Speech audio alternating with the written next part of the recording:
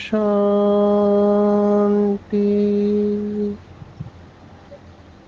आज 9 अगस्त 2023 भारत में बुधवार है।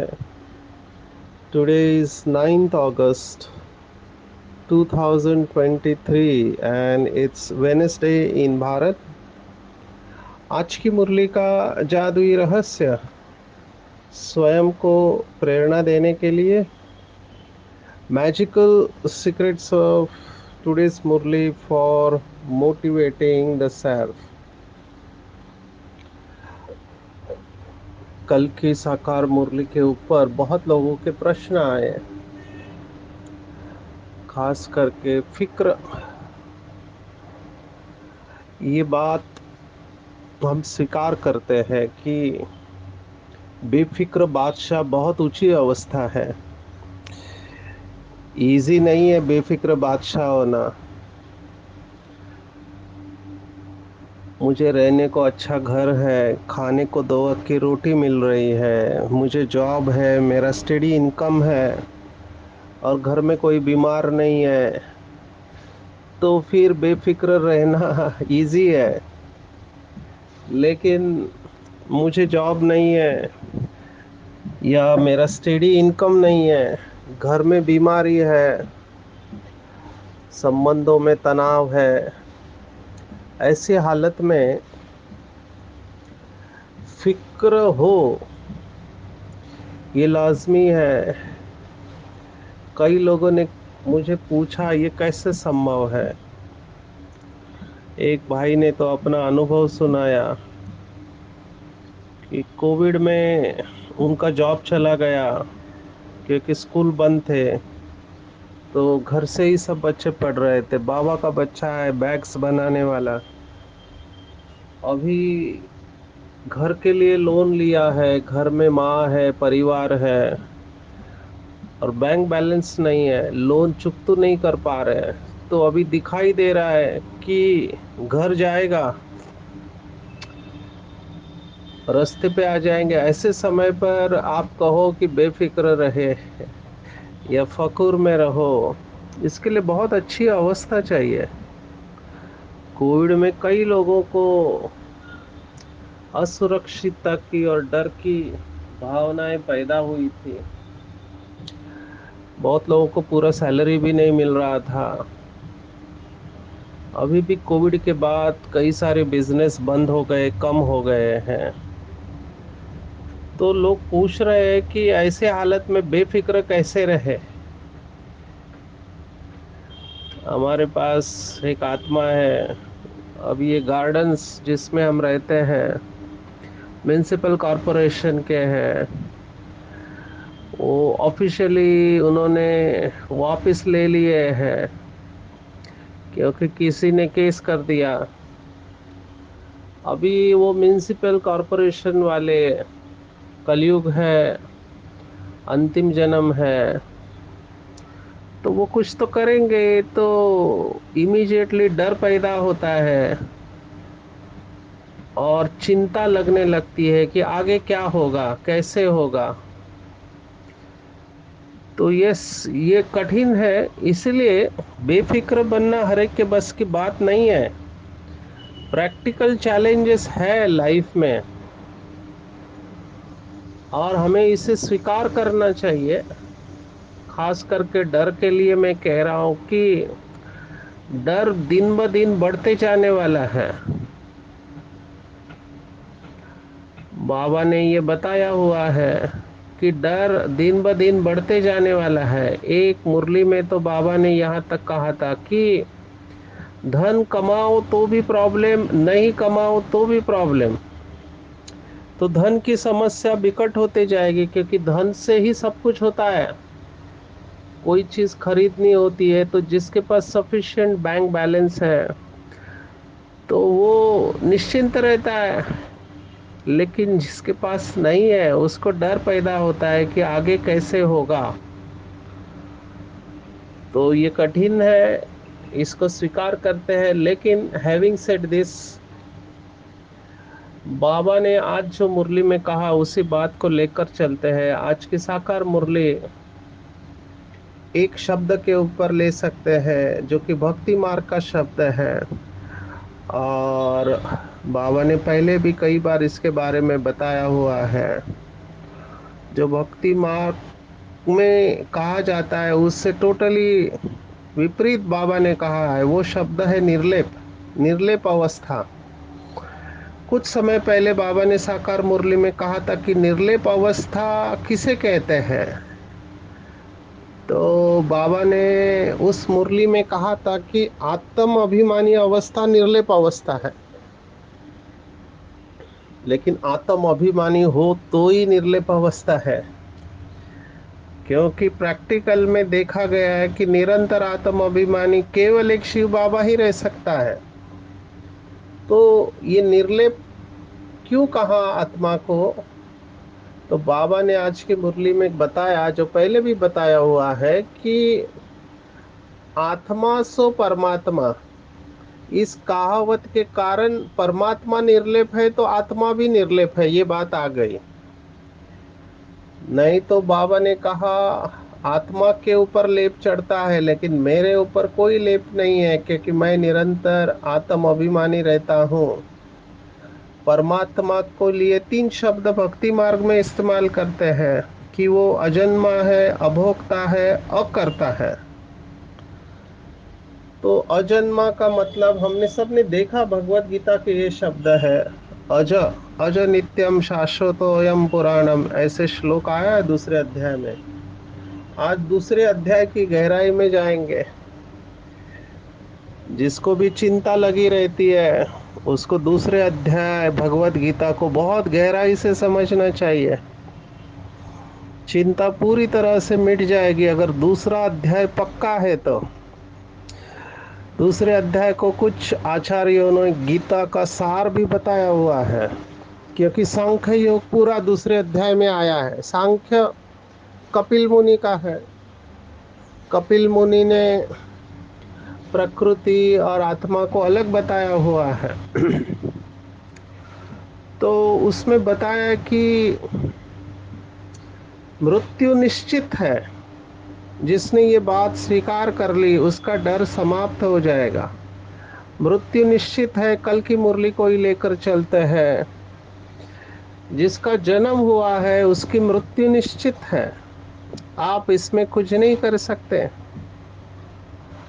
और कलयुग है तो कुछ लोगों की जल्दी मृत्यु होगी, कुछ लोगों की देर से होगी। माना कुछ आत्माएं जल्दी शरीर छोड़ेंगे, कुछ देरी से छोड़ेंगे। इसमें भी हमको ज्ञान को इस्तेमाल करना है कि जैसे भगवत गीता में आया है, वासांसी जीर्णानि, माना जैसे कोई व्यक्ति पुराने वस्त्रों को उतार कर नए वस्त्र पहनता है।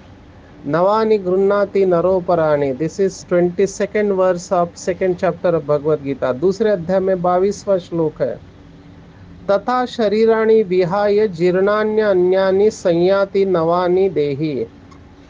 वैसे ही शरीर धारण की हुई आत्मा पुराना शरीर त्याग कर नया शरीर प्राप्त करती है। अभी आत्मा को डर क्यों लगता है? तो डर आत्मा को लगता है, शरीर छोड़ने का डर लगता है। क्यों डर लगता है? क्योंकि इस शरीर में आत्मा इस समय सुखी है, अपने संबंधों के साथ सुखी है, या जिस घर में रह रहे हैं वहां पे सुखी है। अंग्रेजी में हम कहते हैं कंफर्ट जोन। मेरा सब कुछ अच्छा चल रहा है, मेरे रिश्ते अच्छे हैं, तो मैं इनको छोड़ना नहीं चाहती हूँ। छोड़ना तो छोड़ो, दूर जाने से भी कई लोग होमसिक हो जाते हैं। कई लोग घर से दूर भी रह नहीं सकते अपने परिवार से, क्योंकि उनको परिवार से प्यार मिलता है, तो दूर भी नहीं रह सकते हैं। आप सोचो, मरने की तो कल्पना भी मुश्किल है इन लोगों के लिए। अगर कोई मरने की बात कहते तो कहते अशुभ मत बोलो करके। मैंने पहले भी अनुभव सुनाया था, हमारे एक सेंटर ने प्रोग्राम का कार्ड छपा था। उस कार्ड के ऊपर प्रोग्राम के लिए इनविटेशन था और उसके ऊपर लिखा था ईश्वरीय निमंत्रण। तो किसी ने कार्ड स्वीकार ही नहीं किया, बोला इतना जल्दी हमको ईश्वर का निमंत्रण नहीं चाहिए। ईश्वरीय निमंत्रण माना बहनों का भाव था कि भगवान के घर आप सेवा के लिए आओ करके, सेवा आपके लिए रखी हुई है कार्यक्रम। तो उन्होंने अर्थ लिया कि मरने के वक्त ईश्वर का निमंत्रण आता है। तो इस नाम से भी लोग डरते हैं, मृत्यु के नाम से। तो दूसरा अध्याय आपको ये पक्का कराता है कि जो कुछ भी है वो सब छूटने वाला है। जो कुछ भी आंखों से दिखाई देता है वो जाने वाला है। आपके हाथ में केवल यात्रा है, जर्नी है, जब तक आपका अगला स्टेशन नहीं आए। तो इस समय अध्यात्मवादी यही बताते हैं कि आप यात्रा का आनंद लो। ये थॉट विदेशों से आया है, ज्यादा करके विदेशों ने इसको पॉपुलर किया है भारत का। वो कहते हैं life is a journey and happiness is along the path, not at the end of destination. माना जीवन एक यात्रा है और खुशी यात्रा के साथ है, यात्रा के अंत में नहीं है। फिर उसके बाद जो कंसेप्ट आए, विचार आया कि हर क्षण वर्तमान में जियो। वर्तमान ही आपके हाथ में है, भविष्य आपके हाथ में नहीं है। हमारे कुछ भाई बहने बहुत अच्छा इसके ऊपर सुनाते हैं कि भूतकाल सपना है, भविष्य कल्पना है, लेकिन वर्तमान अपना है।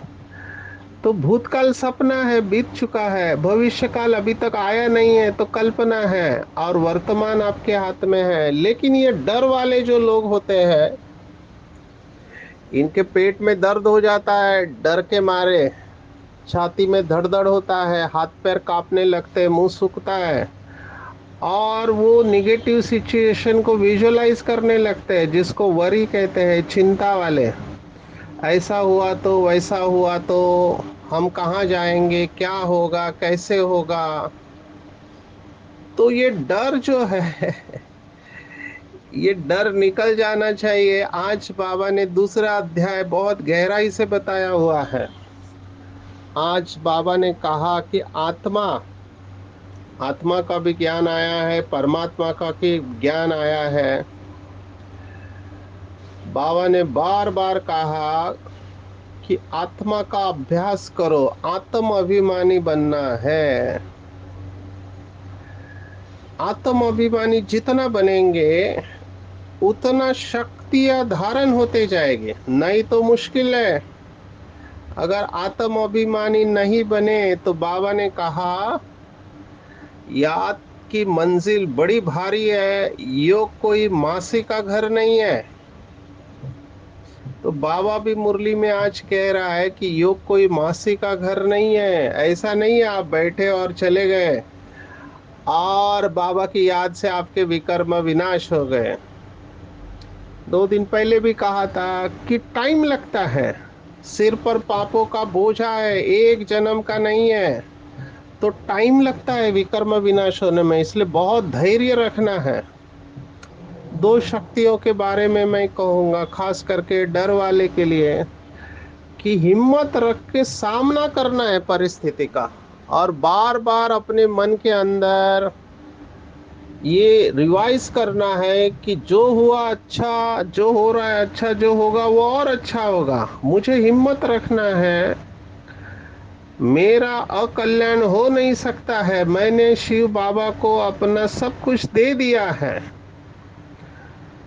जिम्मेवारी शिव बाबा की है, मुझे बस शिव बाबा के याद में रहना है।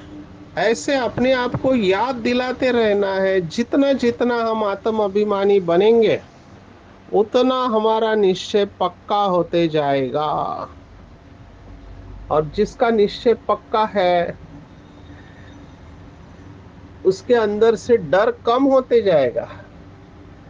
बाबा ने आज भक्ति मार्ग को भी याद किया है कि गरुड़ पुराण, अभी गरुड़ पुराण में बहुत सारी रोचक बातें लिखी है। बाबा ने बहुत बार कहा हुआ है कि पापों की सजा कैसे देते हैं। विषय वैतरणी नदी है जिसमें आग होती है और पता नहीं क्या क्या होता है। जलते हुए कढ़ाई में तेल में आपको डालेंगे, पहाड़ से धक्का मार देंगे। ये सब सजाओं का डर इसलिए दिया कि मनुष्य पाप करने से बच जाए।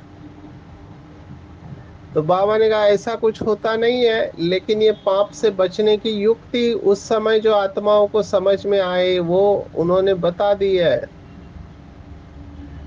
तो डरना नहीं है, लेकिन आत्म अभिमानी बनने का अभ्यास करना है। आज बाबा ने कहा कि असत क्या है और सत्य क्या है। सत्य और असत्य ये दो शब्द है। तो बाबा ने कहा ये जो शब्द आया है कि मैं मनुष्य सृष्टि का बीज रूप चैतन्य सत्य हूँ और आत्मा भी चैतन्य है, माना आत्मा भी सत्य है और परमात्मा भी सत्य है, लेकिन शरीर असत है, घड़ी घड़ी बदलता रहता है। ये पूरा भगवत गीता सेकंड चैप्टर है। सेकंड चैप्टर में ये असत शब्द आया हुआ है। ये 16वां श्लोक है। नासतो विद्यते भावो ना भावो विद्यते सतः उभयोरपि दृष्टो। तो ये असत कभी रह नहीं सकता और सत्य न रहे ऐसा हो नहीं सकता। देही नित्य अवध्योयम ऐसे कहा हुआ है कि देही का कभी विनाश नहीं होता, देह का विनाश होता है। तो ये सब श्लोक जो है 16-15 से पूरे आगे तक 24वां श्लोक तक पूरा आत्मा का गहराई से ज्ञान दिया हुआ है। तो यही अभ्यास हमको बार बार करना है। क्योंकि डर भी अगर आप देखो या जितने भी निगेटिव इमोशंस है, नकारात्मक, ये आत्मा के अंदर ही है। इसका मतलब ही है कि आत्मा के अंदर लेप शेप चढ़ता है, नहीं तो ये डर गुस्से की या काम विकार की भावना कहाँ से आएगी। लेकिन शिव बाबा के अंदर ऐसा कुछ नहीं है। शिव बाबा सदैव निर्लेप है। तो ये आत्मा सो परमात्मा कहने के कारण दोनों के अंदर मिलावट हो गई है। बाबा ने आज स्पष्ट कहा कि मुझे दुख सुख का अथवा कड़वी मीठी चीजें का कोई असर नहीं होता है। दुख और सुख का असर आत्माओं को होता है। कोई अच्छी घटना घटी तो खुश हो जाते हैं और कोई बुरी घटना घटी तो दुखी हो जाते हैं। खाने की चीजें भी कड़वी मीठी, मुंह बदल जाता है, चेहरा बदल जाता है, लेकिन बाबा के ऊपर इनका कोई असर नहीं होता है। ज्ञान का सागर है। तो बाबा इन सब चीजों से निर्लेप है और मनुष्य ने स्वयं को परमात्मा समझ लिया। किसी ने कहा अभी ये कैसे हुआ रहेगा। अगर आप गहराई से सोचो तो जब मनुष्य को सर्वश्रेष्ठ अनुभव होने लगता है योग में, जिसको बाबा ने कहा कि कई ब्रह्म योगी है या पवित्रता की शक्ति होती है, तो उनको लगता है कि हम जैसे कि भगवान हो गए, क्योंकि बाकी किसी के पास ये शक्ति नहीं है। और फिर वो कहने लगते हैं शिवो हम कि मैं ही शिव हूँ। क्योंकि उनके पास इतनी पावर आ जाती है कि वो स्वयं को शिव कहने लगते हैं और उनको लगता है जैसे मैं हूँ वैसे दूसरा भी हो सकता है। तब उन्होंने कहा आत्मा सो परमात्मा। तो ये शुरुआत कहीं ना कहीं किसी ने की है। एक ने अपना अनुभव सुनाया तो सबको लगा इससे ही है। और बस सतवचन महाराज, किसी ने इसको चैलेंज नहीं किया, चलता आया है आत्मा सो परमात्मा। आंख बंद रख के लोग इसके ऊपर विश्वास करते हैं। तो बाबा ने कहा कि आपको अभ्यास करना है, जो ब्रह्मा बाप ने बहुत अभ्यास किया था कि मैं आत्मा हूँ, यशोदा आत्मा है, सबको आत्मिक दृष्टि से देखते रहने का अभ्यास करना। जितना जितना ये अभ्यास करेंगे उतना बाबा ने कहा कि बुद्धि स्वच्छ होने लगेंगी और ज्ञान की धारणा होगी, और जिनके अंदर ज्ञान की धारणा होगी वही बाबा को याद कर पाएंगे अच्छी तरह से। तो ये दोनों कनेक्टेड है। तो कल की मुरली और आज की मुरली में अगर हम कनेक्शन देखें तो मुझे ऐसे लगता है कि बाबा परफेक्ट जा रहा है। दूसरे अध्याय को लेके, ये गीता का ज्ञान लेके बाबा जा रहा है। अब ये सुनने सुनाने की बात नहीं है। आज बाबा ने गीता को भी याद किया है कि वो गीता पाठी जो होते हैं वो गीता को याद कर कहेंगे कि गीता में भगवान ने ऐसे ऐसे कहा है, और समझते हैं कि भगवान ने साकार में गीता सुनाई थी। कोई बैठ वेद शास्त्र सुनाते हैं, तो बाबा ने कहा निराकार भगवान वेद नहीं बनाते हैं, वो तो व्यास ने किए थे, और व्यास मनुष्य था। व्यास को परमात्मा नहीं कह सकते हैं।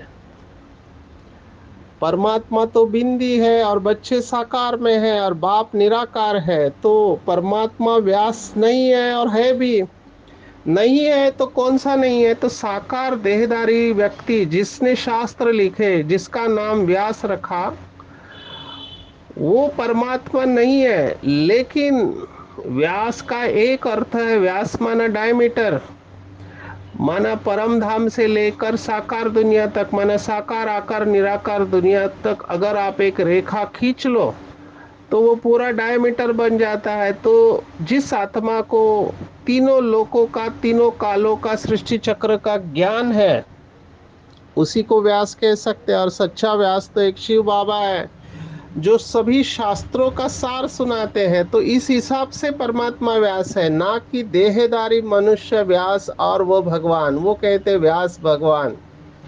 तो बाबा ने कहा ऐसे नहीं है, बच्चे बच्चे होते हैं, बाप बाप होता है।